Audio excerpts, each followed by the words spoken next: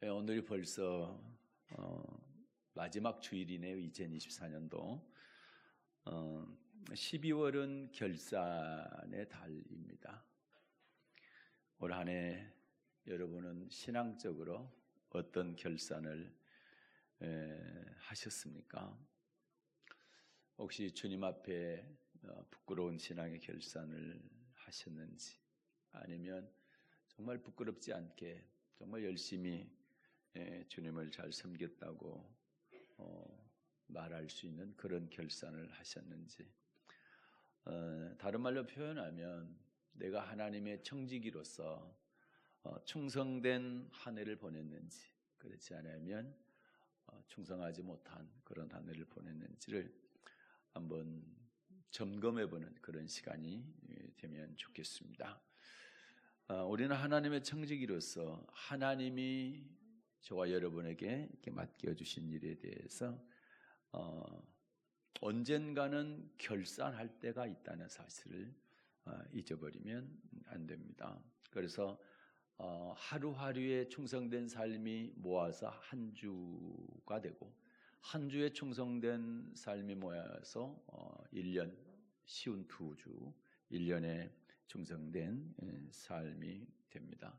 또 한 해 한 해에 충성된 삶이 우리의 평생에 하나님께 충성된 삶으로 결산할 수 있게 될 것입니다.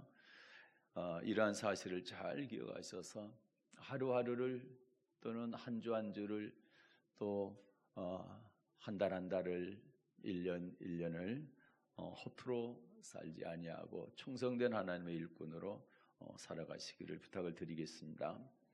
우리 대한민국의 애국가의 4절 가사가 어떻게 되는 줄 아세요? 요즘은 4절까지 부르는 그 경우가 겨우 거의 없더라고요. 1절만 거의 부르게 되는데, 4절 가사가 그렇습니다.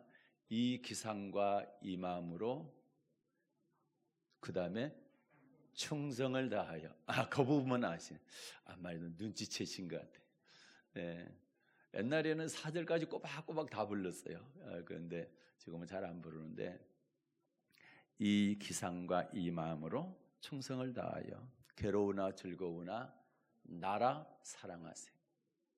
초등학교 때 불렀던 사람은 아마 안 잊어버린 것 같아요. 충성이란 단어를 그 국어사전에 보니까 국가나 임금 또는 윗사람 등을 위해서 몸과 마음을 다합니다, 이렇게 되어 있거든요. 그럼 우리 표현으로 말하면 우리는 어떻습니까? 하나님을 위해서 몸과 마음을 다하는 것, 이것이 충성이라는 것이죠. 성경에도 충성이란 단어가 수없이 많이 나옵니다. 한 군데 볼까요? 잠언 28장 20절입니다. 잠언 28장 20절 읽겠습니다. 잠언 28장 20절. 충성된 자는 복이 많아도 속히 부하고자 하는 자는 형벌을 면치 못하리라. 아멘. 충성된 자는 복이 많아도, 그렇죠? 하나님은요, 저와 여러분에게 충성하기를 원하시고요. 또 하나님은 일을 시키실 때, 뭘 맡기실 때 충성된 사람에게 맡깁니다. 충성되이 여겨서 일을 맡기고 또 구할 것은 충성이니라. 충성된 사람에게 일을 맡기고 일을 맡긴 다음에도 계속 충성하기를 원하신다. 이분이 이제 하나님인 것인 거고요. 그래서 충성된 자를 또 기억하시고, 오늘 아까 잠언 28장 20절처럼 복을 많이 주신다라는 거죠. 네. 디모데 전후서는 바울 사도가 영적인 아들인 디모데에게 편지를 쓴 목회 서신입니다. 목사에게 편지를 썼다 해서 목회 서신입니다. 그 내용 가운데 디모데에게 바울이 권면하기를, 하나님의 일을 성도들에게 맡길 때에 충성된 사람에게 부탁해라, 이렇게 권면을 하고 있습니다. 그래서 오늘은 디모데 후서 2장 1절부터 7절을 본문으로 해서 충성된 사람들에게 부탁하라. 이런 제목으로 저와 여러분이 함께 은혜를 나누도록 하겠습니다.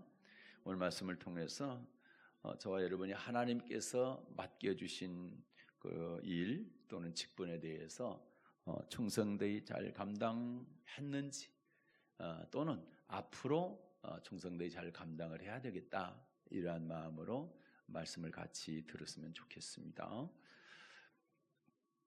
자, 충성된 사람에게 하나님의 일을 부탁하라고 이렇게 말씀하셨는데, 그러면 충성된 사람이 어떤 사람이냐? 충성된 사람이 어떤 사람인가를 알면 우리가 그렇게 하면 충성된 사람이고 하나님께서 이 일을 맡겨주시고 그리고 하나님이 기억하시고 우리에게 복을 주시겠죠. 첫째는 주의 종과 함께 고난받는 사람입니다. 디모데후서 2장 3절을 보겠습니다. 디모데후서 2장 3절 읽겠습니다. 내가 그리스도 예수의 좋은 군사로 나와 함께 고난을 받을지니. 아멘. 네가 그리스도 예수의 좋은 군사. 그리스도 예수의 좋은 군사란 얘기는 예수님께 충성한 사람을 말하죠. 충성된 하나님의 일꾼은 나와 함께 고난을 받을지니. 나가 누굽니까? 바울입니다. 주의 종 바울과 함께 고난을 받는 사람. 바울은 뭘 위해서 고난을 받았어요? 교회의 고난을 자기의 육체에 쳤죠. 바울은 철저하게 교회 고난을 위해서 살았던 사람입니다. 그래서 바울을 위해서, 주의 종을 위해서 고난받는다는 얘기는 교회와 함께 고난받는다, 이런 뜻이기도 합니다. 충성된 직분자나 충성된 일꾼은 평상시에 충성하는 사람입니다. 그런데 더 충성해야 할 때가 있어요. 더 집중해서 충성해야 할 때가 있는데, 그것은 주의 종이나 교회가 어려움을 당할 때, 고난을 받을 때인 것입니다. 여러분, 은혜라는 단어를 아시죠? 교회에서 많이 쓰는 언어 가운데 사랑, 그 다음에 은혜가 있는데, 은혜의 뜻이 뭡니까? 은혜. 많은 분들이 은혜 받았다고 얘기합니다. 우리 교회는 저한테 설교 끝나고 은혜 받았다는 사람이 거의 없는데, 다른 교회는 만나는 성도들마다 목사님들이 은혜 받았다고 목사님한테 그렇게 한다고 그러더라고요. 그래서 나는 부러워 죽겠어. 근데 이 은혜가 뭐예요? 은혜를 받았다는 증거가 뭘까요? 하나님이 우리에게 은혜를 주시는 목적을 알면, 왜 은혜를 우리에게 주시는지 그 이유를 알게 되면 은혜를 말로만 받았다고 말하는지, 안 그러면 정말 은혜 받은 사람인지를 구별을 할 수가 있습니다. 한번 볼까요? 자, 빌립보서 1장 29절입니다. 빌립보서 1장 29절. 그리스도를 위하여 너에게 은혜를 주신 것은 다만 그를 믿을 뿐 아니라 또한 그를 위하여 고난도 받게 하심이라. 아멘. 자, 누구를 위하여 너희에게 은혜를 주신 거라고 그래요? 그리스도를 위하여입니다. 그리스도를 위하여. 주님을 위해서 우리에게 은혜 주신다라는 거죠. 그런데 결과론적으로 보게 되면 나를 위한 거죠. 우리가 주의 일을 하는 것도 주의 일을 하는 것 같지만 결과는 뭡니까? 내가 천국 들어가고 내가 상급 받는 거잖아요. 그게 나인 거죠. 그런데 일할 때, 충성할 때는 주를 위해서 하는 거죠. 나를 위해서 하는 것이 아니라. 그러면 그 결과는 다 내가 가져간다라는 것이죠. 예. 자, 그리스도를 위하여 우리에게 은혜를 주시는데, 은혜를 주시는 목적을 여기서 두 가지를 얘기하고 있습니다. 첫째는 그리스도를 뭐 하기 위해서? 믿게 하기 위함이다. 은혜를 왜 주시느냐? 예수를 잘 믿으라고. 예수 믿는 것도 두 가지라고 제가 늘 말씀드리죠. 하나는 십자가에 피 흘려 죽으신 예수. 피 흘려 죽으신, 저와 여러분의 죄를 대속하시기 위해서 피 흘려 죽으신 그 피를 믿는 피 흘린 예수. 그 다음에 또 하나는요, 말씀이 육신이 되어 이 땅에 오셨죠. 그분이 예수님이죠. 그래서 그분의 말씀을 믿는 믿음. 피 흘려 죽으신, 우리의 죄를 대속하신 그 그리스도를 믿는 거고, 또 그분의 말씀을 믿는 것이다. 그렇게 하기 위해서 우리에게 뭘 주셨다고요? 은혜를 주셨다고요. 우리 아까 성가대에서 은혜를 찬송하던데 그런 의미입니다. 그 다음에 또 하나는 뭡니까? 또 하나는 그리스도를 위하여 고난도 받게 하게 합니다. 네. 그리스도를 위하여 뭘 받게요? 고난도 받게 하기 위해서 은혜 주신다는. 그러면 여러분 고난을 이길 수 있는 사람은 우리 하나님께 은혜를 받은 사람인 것이죠. 네. 그래서 이 두 가지 우리에게 은혜를 주시는 것은 예수를 믿게 하기 위해서, 또 하나는 고난도 받게 하기 위해서다. 그래서 여러분 연말이 되면 뭐 교회에서 이제 1년을 결산을 하게 되고 또 기관들은 임원 구성도 다시 하고 또 교회에서는 뭐 교회 직분자들도 세우고 또 일할 수 있는 일꾼들도 세우죠. 성가대원들 또 교사들 구역장 그다음에 팀장 이렇게 이제 세우죠. 대체적으로 보면 작년에 했던 사람들이 또 이어서 가기는 합니다만은 또 결혼이 생겼을 때는 또 다른 분으로 대체하기도 하고 그렇게 하잖아요. 그래서 다른 분들을 한번 세워야 되겠다 할 때는 이제 목사님이 담임 목사가 이제 권면을 하죠. 이런 것을 맡아주면 좋겠습니다.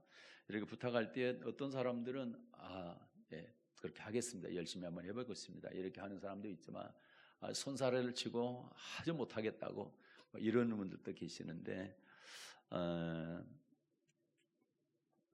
할 수 있다면 내가 자원해서 하나님의 일을 좀 했으면 좋겠다. 그리고 충성을 했으면 좋겠다. 그것이 저의 바람이고 성경에서는 그렇습니다. 어린아이 신앙으로 항상 머물러 있으면 안 된다라는 거죠. 때가 오래되면 장성한 자의 신앙으로 자꾸 자라야 돼요. 어린아이 신앙이라는 얘기는 다른 사람에게 도움을 받아야 돼요. 어린이들은 그렇잖아요. 어른들의 부모님의 도움을 받잖아요. 그렇죠? 그런데 이제 어른이 되면 어떻습니까? 어린아이 신앙을 가진 사람을 도와줄 수 있어야 된다라는 거죠. 우리나라가 참 정말 못 사는 세계에서 가장 가난한 나라였는데 이렇게 부자 나라가 됐잖아요. 그러니까 우리나라가 해방이 되어지고 나라가 세워졌을 때 너무 가난하니까 원조를 받았어요. 원조를. 그러니까 다른 나라에서 우리나라를 하도 가난하니까 많이 도와줬다 이 말입니다. 그런데 지금은 어떻습니까? 가난한 나라를 돕는 나라가 됐잖아요. 그래서 우리나라가 장성했다 이 말입니다. 성장했다고요. 이게 축복이죠.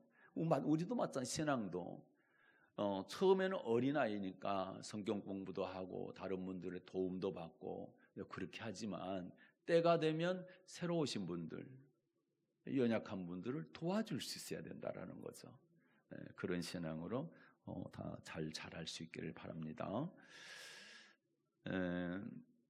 성경에 보면 에바브로디도라고 하는 사람이 있습니다. 빌립보서에 나옵니다. 이 사람은 빌립보 교회 성도였어요. 그런데 이 사람이 바울 사도의 선교 사역을 얼마나 열심히 도왔는지 모릅니다.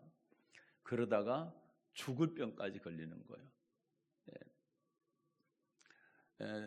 바울 사도의 주여종의 선교 사역을 돕다가 죽을 병까지 걸린 거예요. 왜 많은 사람들이 내가 주님의 일을 하다가 중병에 걸리게 되면 죽을 병 걸리게 되면 모든 걸 막 스톱하고 그러잖아요. 그런데 이분은 그러지 않았습니다. 그가 죽을 병에 걸렸음에도 불구하고 바울과 함께 고난에 참여하고 그 다음에 선교의 일을 아주 죽도록 충성하게 되죠. 그 결과 하나님이 그를 다시 살려주셨고 바울이 자기와 함께 그렇게 열심히 주의 일을 잘 감당하는 사람이 죽을 병에 걸렸으니까 얼마나 마음이 아팠겠어요. 그리고 기도를 많이 했겠어요. 그러니까 근심하고 염려했던 그런 마음을 그가 치료를 받고 낫게 되니까 얼마나 좋았는지 빌립보 교회에 편지를 쓸 때 이런 내용으로 쓰게 됩니다. 볼까요? 빌립보서 2장 27절부터 30절까지 볼게요. 빌립보서 2장 27절부터 30절까지입니다.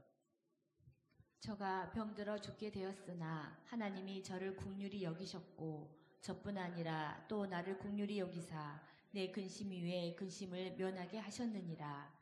그러므로 내가 더욱 급히 저를 보낸 것은 너희로 저를 다시 보고 기뻐하게 하며 내 근심도 덜려 함이니 이러므로 너희가 주 안에서 모든 기쁨으로 저를 영접하고 또 이와 같은 자들을 존귀히 여기라. 저가 그리스도의 일을 위하여 죽기에 이르러도 자기 목숨을 돌아보지 아니한 것은 나를 섬기는 너희의 일에 부족함을 채우려 함이니라. 아멘.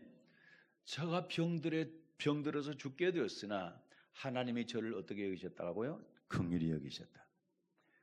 에바브로디도만 긍휼히 여긴 것이 아니라 나도 긍휼히 여기셔서 내가 에바브로디도 때문에 얼마나 근심을 많이 했는데 그 근심을 면하게 해주셨다는 얘기. 어떻게 해서요? 치료해 주심으로. 그러면서 빌립보 성도들한테 그랬습니다. 주 안에서 에바브로디도를 너희가 기쁜 마음으로 영접해라. 그리고 아주 존귀히 여겨라. 이 사람은 존귀한 사람이다. 이 사람은 하나님의 일에 충성하는 사람은 여러분 존귀한 사람인 것입니다. 성도들에게 대접도 받아야 되는 겁니다. 존경도 받아야 되고요. 아주 귀한 사람이다. 그래서 나는 여러분이 참 존귀한 사람이 되길 바랍니다. 그러려면 에바브로디토처럼 죽을 병에 걸렸음에도 불구하고 주님의 일에 충성하는 것을 놓지 않는 사람이다. 이런 각오로 충성할 수 있기를 바랍니다. 두 번째는 주님을 기쁘시게 하는 사람입니다. 디모데후서 2장 4절 보겠습니다. 디모데후서 2장 4절 같이 읽겠습니다. 군사로 다니는 자는 자기 생활에 얽매이는 자가 하나도 없나니 이는 군사로 모집한 자를 기쁘게 하려 함이라. 아멘. 여기서 군사는 주의 일꾼 말하죠. 주의 일꾼 중에서 아주 좋은 그리스도의 일꾼, 그러니까 충성된 하나님의 일꾼을 말하죠. 자, 좋은 군사는 어떻답니까? 군사를 모집한 자. 모집한 자는 누구예요? 자기를 하나님의 일꾼으로 써주신 하나님을 말하는 거죠. 주의 일꾼으로 자기를 사용해 주신 우리 주님을 말하는 겁니다. 그래서 우리 주님을 기쁘시게 하는 사람이 충성된 자라는 거예요. 그런데 어떻게 할 때 주님이 기뻐하신다고 했어요? 자기 생활에 얽매이지 않는 자가 될 때. 주님을 기쁘시게 하는 자는 자기 생활에 얽매이지 않는다는 얘기는 자기 생활을 내팽개치라 그 얘기가 아니고 우선순위를 주님께 더 먼저 두는 사람이라는 얘기입니다. 주님 일을 한다고 그러면서 남편 내팽개치고 자녀들 다 내팽개치고 교회만 있으면 안 되는 거죠. 가족도 잘 섬겨야 되는 것이고 자녀들도 잘 챙겨야 되는 것이죠. 우선순위가 주님이라는 거죠. 그래도 우선순위는 가족보다는 주님이라는 거죠. 이러한 사람이 주님을 기쁘시게 하는 사람이고 그러한 사람이 충성된 사람이다. 이렇게 말씀을 하고 있습니다. 그래서 예수님께서 마태복음 6장에서 우리에게 기도 가르칠 때 뭐라고 그랬어요? 먹고 마시고 입는 것보다 그의 나라와 그의 의를 먼저 구하라. 그러면 먹고 마시고 입는 건 네가 생활에 필요한 모든 것들은 더해주겠다. 그렇기 때문에 그게 얽매이지 말라는 겁니다. 얽매이지 말고 우선순위를 내게 두면 내가 먹고 마시고 입는 것은 그래 이거는 보너스로 주겠다는. 그러면서 그 설명 안에 무슨 얘기예요? 이방인들은 먹고 마시고 입는 것을 위해서 자꾸 기도하고 그것을 추구하지만 하나님 아버지는 너희가 먹고 마시고 입는 것이 필요한지를 다 아시기 때문에 그거 기도하지 말고 그의 나라와 그의 의를 구하면 그거는 더해 주시겠다. 이게 마태복음 6장의 산상수훈 안에 있는 말씀인 것입니다. 우리는 왜 주의 일을 맡기신 우리 주님을 기쁘게 해 드려야 될까요? 뭐 기쁘게 안 하면 많은 것이지 꼭 기쁘게 해야 됩니까? 이렇게 반문할 사람도 혹시 있을까 봐요. 바울의 고백을 통해서 왜 주님을 기쁘시게 해야 되는지를 좀 살펴봅니다. 고린도후서입니다. 5장 8절부터 10절입니다. 고린도후서 5장 8절부터 10절. 우리가 담대하여 원하는 바는 차라리 몸을 떠나 주와 함께 거하는 그것이라. 10절까지. 그런즉 우리는 거하든지 떠나든지 주를 기쁘시게 하는 자 되기를 힘쓰노라. 이는 우리가 다 반드시 그리스도의 심판대 앞에 드러나 각각 선악간에 그 몸으로 행한 것을 따라 받으려 함이라. 아멘. 바울이 거하든지 떠나든지, 이 얘기는 무슨 얘기요? 내가 살든지 죽든지 나는 오직 주를 기쁘시게 하는 자 되기를 힘쓴다 말이죠. 네. 왜 그렇게 한다라는 거예요? 심판날에 내 몸으로 내가 어떻게 행했는가를 하나님께서 이걸 따지시기 때문에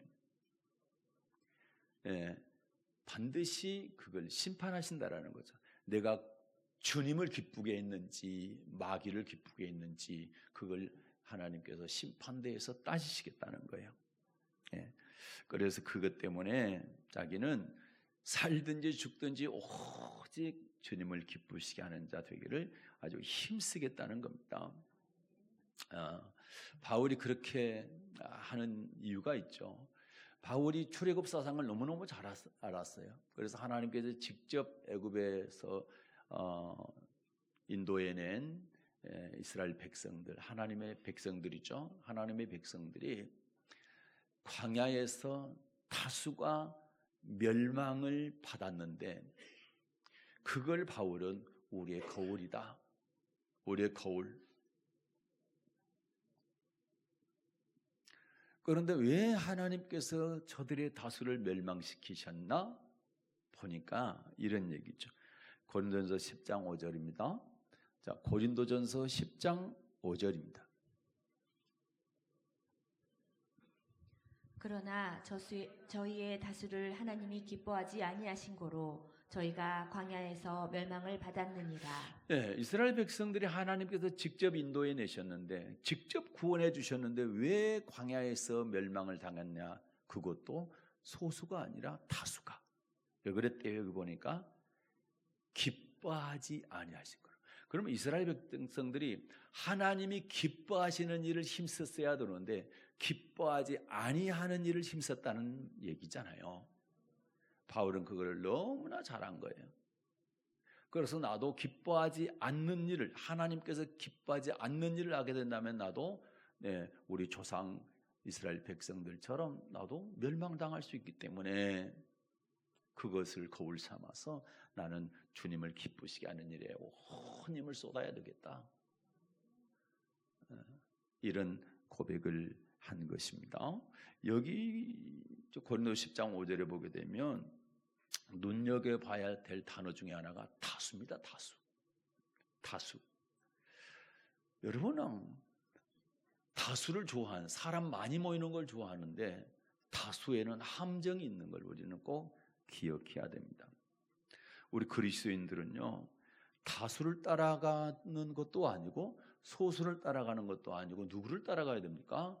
예수님을 따라가야 됩니다. 예수님을 따라가야 됩니다. 그분의 말씀, 진리의 말씀을 따라가야 됩니다.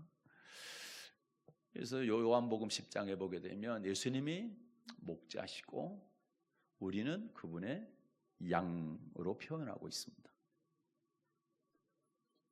양은 그 목자의 그 양은 목자의 뭘 안돼요? 음성을, 그렇습니다. 음성을 압니다. 음성이 뭡니까? 그래요. 목자의 말씀을 말합니다.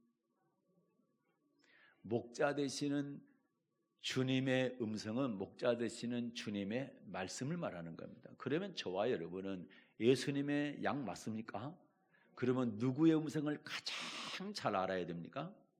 그렇죠. 예수님의 음성을 가장 잘 알아요. 네.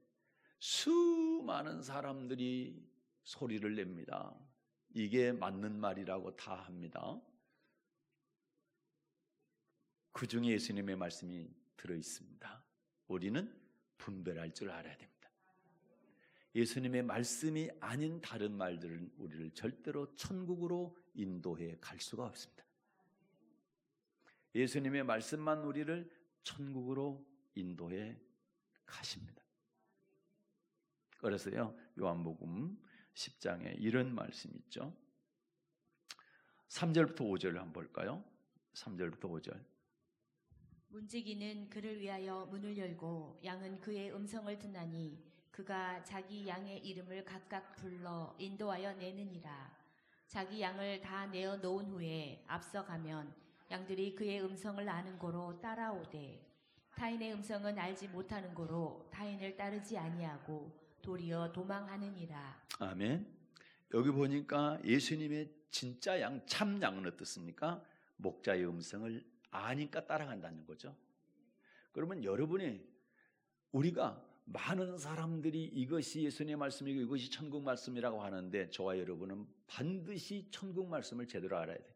예수님께서 정확하게 말씀하신 그 말씀을 알고 있어야 그 말씀을 듣고 따라가지. 타인의 음성도 구별이 되죠. 예수님의 음성이 아닌 다른 모든 음성은 타인의 음성. 그때는 뭐 한다고요? 도망해야 된다고요. 그거 따라가면 이리한테 잡혀 먹습니다. 마귀한테 잡혀 먹힙니다. 그러면서 8절부터 8절 9절 볼까요? 나보다 먼저 온 자는 다 절도요 강도니 양들이 듣지 아니하였느니라. 내가 문이니 누구든지 나로 말미암아 들어가면 구원을 얻고 또는 들어가며 나오며 꼴을 얻으리라. 아멘. 자, 나보다 먼저 온 자는 다 절도 강도다. 내가 하지 아니한 말을 하는 자들은 다 절도요 강도다. 너희들의 영혼을 도적질해 죽여 지옥으로 끌고 가.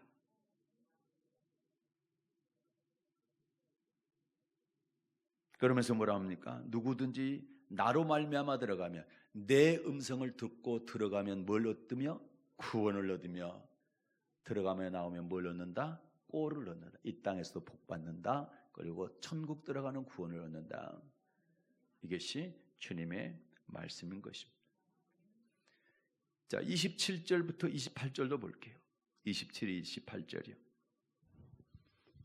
내 양은 내 음성을 들으며 나는 저희를 알며 저희는 나를 따르느니라. 내가 저희에게 영생을 주노니 영원히 멸망치 아니할 터이요 또 저희를 내 손에서 빼앗을 자가 없느니라. 아멘. 내 양은 내 음성을 들으며, 주님의 양은 주님의 음성을 들으며, 그 다음에요, 나는 저희를 알며입니다. 주님의 음성을 듣고 따라가는 양을 주님은 안다 하는 거예요. 주님의 음성 듣고 따라가지 않는데 주님이 안다 하지 않으시니까 어때요? 문을 꽝 닫고 주여 열어주소서 할 때 뭡니까? 나는 네가 누군지 도무지 알지 못하노라 그래요. 평상시에 우리가 주님의 음성을 계속 듣고 따라가는 사람은 주님의 재림이 기다려지는 거죠. 그리고 재림하셔서 신부들을 다 들어올리게 될 때 우리도 같이 들어가게 되죠.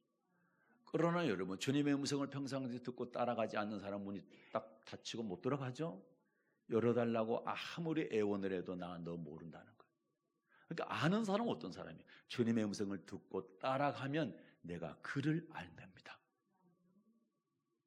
맞습니까?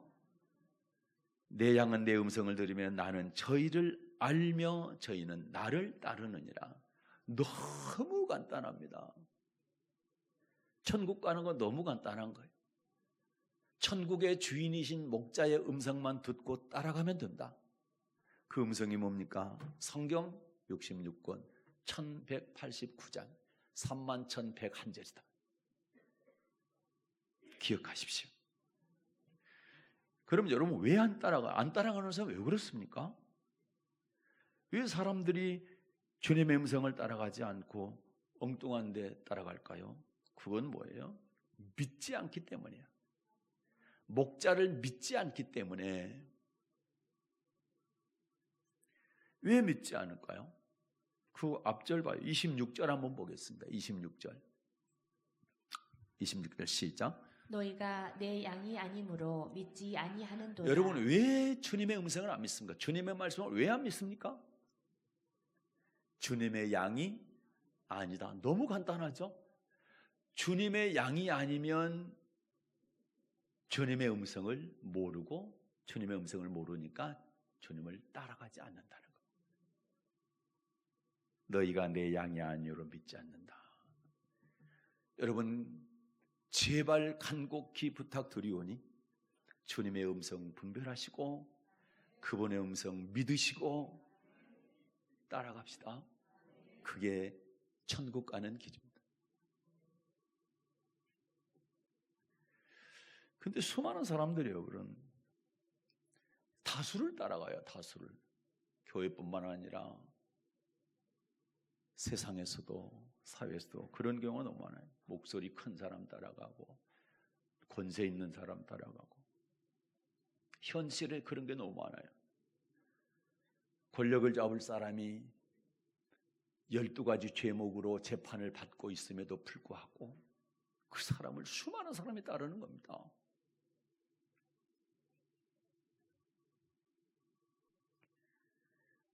우리 교회 지을 때도 말이죠. 잘 짓고 있는데 민원이 들어왔어요. 그 시청에서 직원이 와가지고 멈추라는 겁니다. 지금 짓고 있는데 잠깐 멈추라. 민원 해결하고 지으시오. 아니 시청에서 건축 설계도 그 다음에 허가서 다 받아가지고 허가 사인 다 해가지고 지금 짓고 있는데 멈추라는 겁니다. 뭐 때문에? 민원 때문에. 그걸 해결하고 지으시라는 거. 해결은 누가 하라는 겁니까? 나한테 하라는 겁니다. 그래서 찾아갔어요. 민원을 제기하신 분을.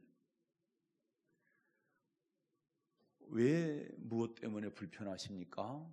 물었더니 그분이 민원을 제기한 이유가 이겁니다. 자기가 생각했을 때 이 교회가 작은 교회이기 때문에 1층으로 지을 거다. 그렇게 생각을 했는데 3층까지 지으니까 내가 심리적으로 너무 압박을 받아가지고 힘들다. 아니 근데 3층까지 건물이 허가가 나서 지금 올라가고 골조 세워놨는데 중단을 하는 그런 얘기요. 말이 됩니까? 심리적인 압박 때문에 건물이 너무 높아가지고. 그게 민원의 이유였습니다.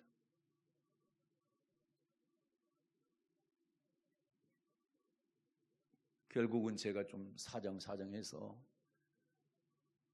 완만히 해결이 잘 되어서 건축을 할 수가 있었습니다. 그러나 그분이 계속 고집을 했더라면 그분 설득해가지고 할 때까지 이거 멈춰 있어야 될 그런 형편인 거예요. 근데 수많은 사람들이 몰려가지고 교회 지으면 안 됩니다. 뭐 다행히 우리 동네에서는 그런 분들이 안 계셔서 불과 한두 분만 그랬지. 동네 전체는 그래도 한 8년, 9년 동안 제가 인사를 동네 분들한테 잘하고 또 노인정도 잘 찾아다니고 그랬더니 그렇게 반대하는 분들은 안 계셨어요. 단 그분들이 걱정한 거는 동네 분들이 걱정한 거는 교회가 건물을 짓다가 돈이 떨어져 가지고 페인트 칠을 못하고 있다. 어쩔까? 그러면서 혀를 끌끌 차시는 그런 거는 있었지만 다른 분들은 대다수가 반대하지 않으셨던 겁니다. 많은 사람이 모여서 민원을 제기하고 반대하면 일을 추진을 못하는 게 지금 우리나라 현상이 되고 말았습니다. 교회도 마찬가지로 생각해 볼 때 교회가 다수결의 원칙에 의해서 민주주의 방식으로 모든 것을 결정한다. 그렇게 할 때 좋은 점이 물론 있을 수 있죠. 성도들의 다수가 호응하기 때문에. 그런데 위험성이 있는 거예요. 왜요? 만약에 성경과 반대되는 결정을 했을 경우 그거 어떻게 하냐 이 말이지. 그건 하나님이 기뻐하지 않는 일인데요. 하나님이 기뻐하지 않는 일을 다수가 원한다고 그걸 결정했을 때 어떻게 되냐 이 말이죠. 그런 위험성도 얼마든지 있을 수가 있다라는 것이죠. 그래서 교회에서 일꾼들을 세우고 할 때에 충성도를 담임 목사가 판단을 해서 또는 당회에서 판단을 해서 그걸로 결정을 해야 되는데 투표를 하게 됩니다. 큰 교회는 어떻습니까? 대형 교회들은 일일이 한 사람 한 사람 모르는 경우들이 굉장히 많아요. 그러니까 어떻게 합니까? 장로 투표하면 선거운동합니다. 장로 선거운동. 그러니까 그분의 신앙을 보는 것이 아니라 그분의 사회적인 인지도를 보는 거예요. 사회적인 인지도가 높은 사람이 신앙이 좋다고 확신할 수가 있나요? 담임 목사님 봤을 때는 반대일 경우가 많거든요. 그러니까 정작 장로님이 돼야 될 분은 안 되고 안 돼야 될 분이 되는 거예요. 뭐 하느라고? 인지도 때문에 또 열심히 선거운동 해가지고. 이거는 아니잖아요. 그렇죠? 그런 위험성도 얼마든지 있을 수가 있다라는 거죠. 네. 교회 안에 말이죠. 교회 안에 요즘 신학이 좀 이상한 쪽으로 흘러가는 경향이 있어요. 철저하게 우리는 하나님 중심 신학이어야 된다. 그런데 인본주의 신학이 들어왔어요. 자유주의 신학이. 그리고 예수님을 우리는 철저하게 예수님은 완벽한 하나님이시고 완벽한 사람, 신성을 갖고 있고 인성을 갖고 있다. 오직 예수님만 그런 분이거든. 그런데 예수님을 신성을 뺐어요. 하나님 아니고 그냥 사람이래. 여러분, 예수님이 우리와 똑같은 사람이라면 굳이 예수님 믿을 필요가 뭐가 있어? 그분이 하나님이 아니면. 그분을 신앙할 이유가 뭐가 있어요? 신앙의 대상이 될 이유가 뭐가 있냐고, 사람이면. 우리와 똑같은데. 여러분, 인본주의 신학을 갖고 있는 사람들은 성경 안에 있는 기적들을 다 제합니다. 기적을 일으키는 분은 하나님은 가능하단 말이에요. 그분은 조물주시기 때문에. 인간의 눈으로 보니까 그것이 기적이지 하나님의 눈으로 봤을 때는 그건 당연한 거예요. 아무것도 아닌 거예요. 그런데 사람의 눈으로 보니까 기적들은 아니라는 거예요. 그래서 그걸 성경 외적으로 취급하는 거예요. 기적을. 그리고 사람의 생각으로 그거를 바꾸는 거예요. 자꾸만. 예를 들어서 물 위를 걸었다. 물 위를. 그러면 물 위를 걸은 거지. 그런데 그분들은 어떻게 해석을 합니까? 저 바다 건너편에서 멀리에서 바닷가를 걸었는데 멀리서 보니까 물 위를 걷는 것처럼 보였다. 이런 식으로 해석한단 말이에요. 요즘은 또 퀴어 신학이 나왔어요. 이 신학은 무엇 때문에, 누구 때문에 나왔냐? 동성애자들 때문에 나왔습니다. 이분들이 주장한 거는 동성애자든 이성애자든 다 하나님의 피조물이기 때문에 동등하다. 물론 사람 편에서 보면 동등한 건 맞습니다. 그거는 동등한 건 맞아요. 그러나 우리가 지적하는 것은 동성애의 죄를 지적하는 거죠.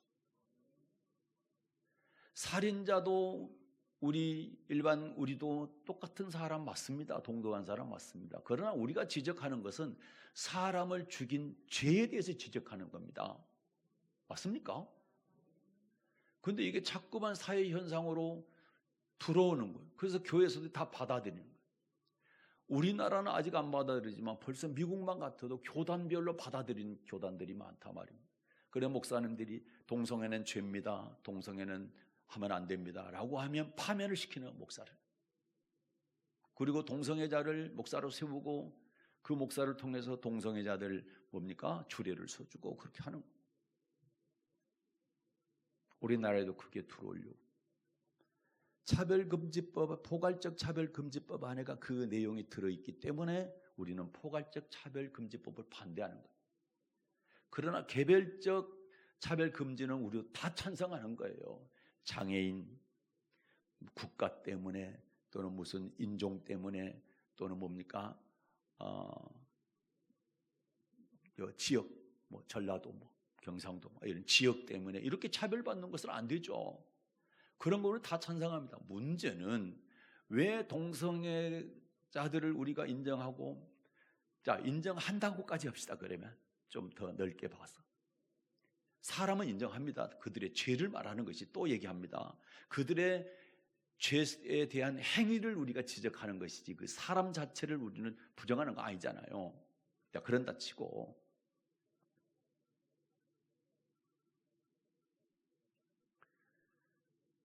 그분들이 원하는 게 어디까지냐면 반대하는 사람, 동성애 하면 안 된다, 동성애는 죄라고 하는 사람을 처벌하자는 거예요. 그 법이 포괄적 차별금지법이다 말입니다. 그건 우리가 목사가 동성애는 죄입니다 하면 그 설교했다고 감옥 가야 되고 벌금 물어야 되겠냐 이 말이죠. 그것도 벌금 한 번 딱 물고 끝나는 것이 아니라 그걸 취소할 때까지 벌금을 계속 물게 하겠다는 거예요. 그러면 그 말 절대 못하게 했다는 얘기죠.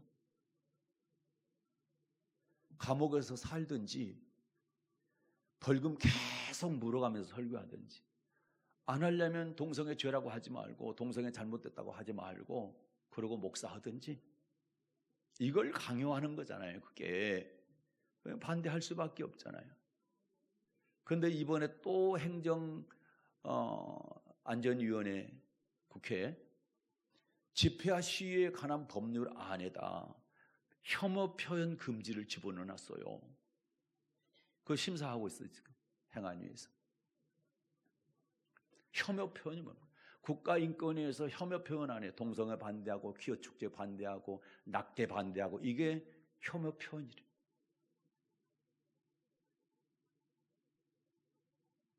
그러면 우리가 전번에 10월 27일입니까? 12.7 집회하고 한 110만 명 모였는데 그때 한 내용이 다 그거였잖아요.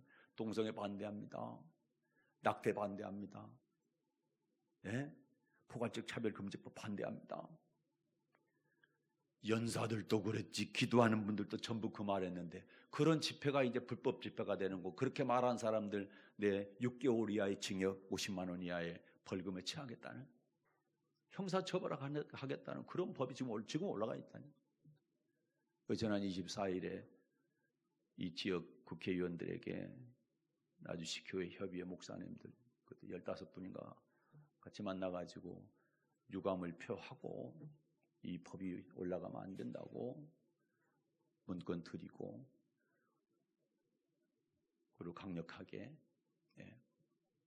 항의를 하고 절대 통과시키지 마시라, 이런 말씀을 드렸습니다. 기도해야 돼.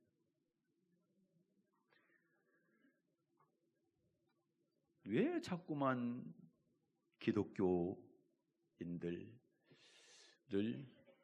핍박하는, 반대하는 그런 법들을 만들어내느냐. 참 유감스럽다.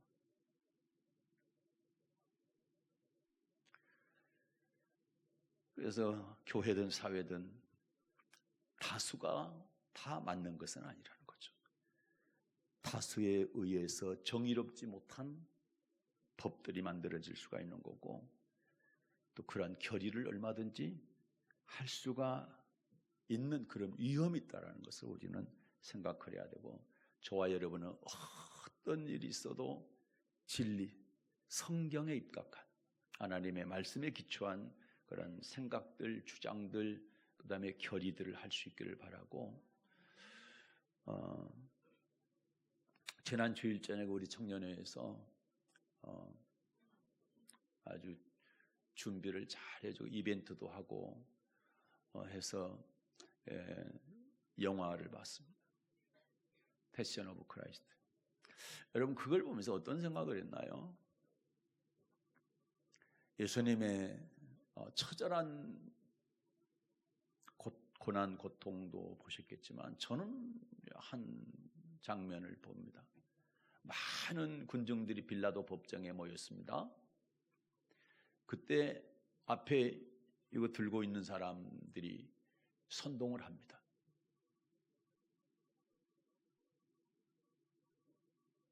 십자가에 못 박여 죽이시오. 그때 주위에 있는 모든 군중들이 십자가에 못 박아 죽으라, 십자가에 못 박아 죽이라. 선동하는 사람이 있고 군중들이 따르는 사람들이. 어떤 생각이 듭니까?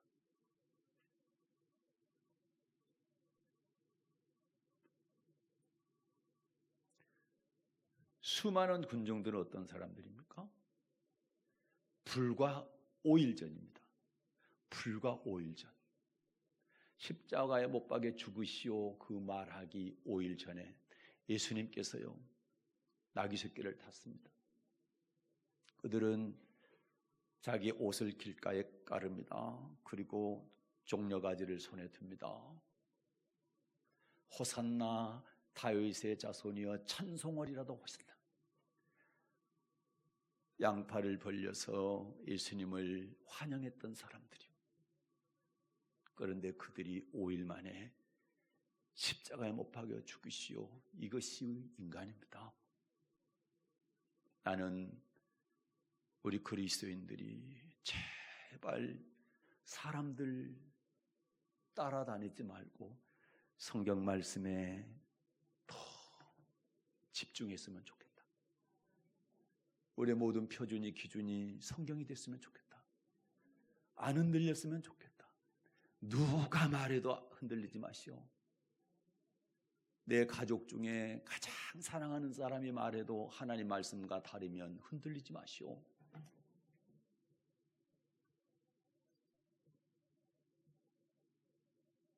그분들은 어떤 사람들이었어요? 예수님 십자가에 못 박으라 했던 사람들이. 구약 수천 년 동안 메시아를 기다리던 사람이 진짜 자기들 눈앞에 그렇게 고대하던 메시아가 눈앞에 왔는데 그 메시아를 알아보지 못하고 메시아를 죽이라는 겁니다. 영적으로 눈이 어둡게 되면 저와 여러분도 예수를 십자가에 못 박을 수가 있다. 2번 다시 예수님을 십자가에 못 박아서는 안 된다는 거예요. 이게 진리입니다. 주님을 기쁘시게 하는 사람이 충성한 사람이다. 마지막 3번째는 법대로 경계하는 사람입니다. 시간이 없어서 본문만 읽겠습니다. 2장 5절입니다. 디모데후서 2장 5절. 경계하는 자가 법대로 경계하지 아니하면 면류관을 얻지 못할 것이며. 아멘. 여러분, 권투 선수가 반칙을 해가지고 상대편을 다운시켰어. KO시켰어. 그럼 이길 수 있나요? 아니죠. 반칙 패를 당합니다. 축구에서도 마찬가지로 반칙을 해가지고 골 넣었어요. 그러면 주심이 뭐라고 합니까? 히스를 불어가지고 노골, 골을 무효시킵니다. 달리기를 하는데 자기 레인으로 가야 돼요. 자기 줄 그어놓은 자기 레인으로만 가야 되는데 옆에 사람 레인 침범해가지고 가게 되면 어떻습니까? 1등으로 도착했다 할지라도 그 사람은 탈락되는 거예요. 그러니까 법대로 경기를 해야 면류관을 받을 수 있다는 중요한 말씀. 우리에게는 무슨 법이 있어요? 하나님의 법이 있다. 하나님의 법. 하나님의 법이 뭡니까? 성경입니다.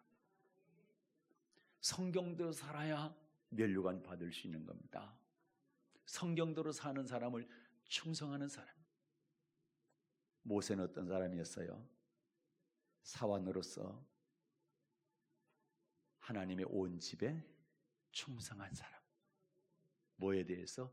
믿는 도리에 대해서, 믿음의 도, 하나님의 말씀에 대해서 충성한 사람. 느헤미야서도 보게 되면 아브라함을 하나님께서 충성되이 보시고 그에게 언약을 주시고 언약을 이루셨다. 하나님은 충성된 자를 보는 겁니다. 사랑하는 여러분, 오늘 말씀을 잘 기억하셔서 충성된 하나님의 일꾼들 되시기를 바랍니다. 죄종과 함께 고난받을 수 있는 여러분 되십시오. 예수님을 기쁘게 하시는 여러분 되십시오. 하나님의 법대로 경계하는 여러분 되십시오. 그렇게 하게 될 때에 하나님께 귀히 쓰임 받고 그리고 마지막 날 생명의 면류관을 받는 여러분 다 되시기를 예수님의 이름으로 축복합니다. 은혜로우신 하나님 아버지 감사합니다.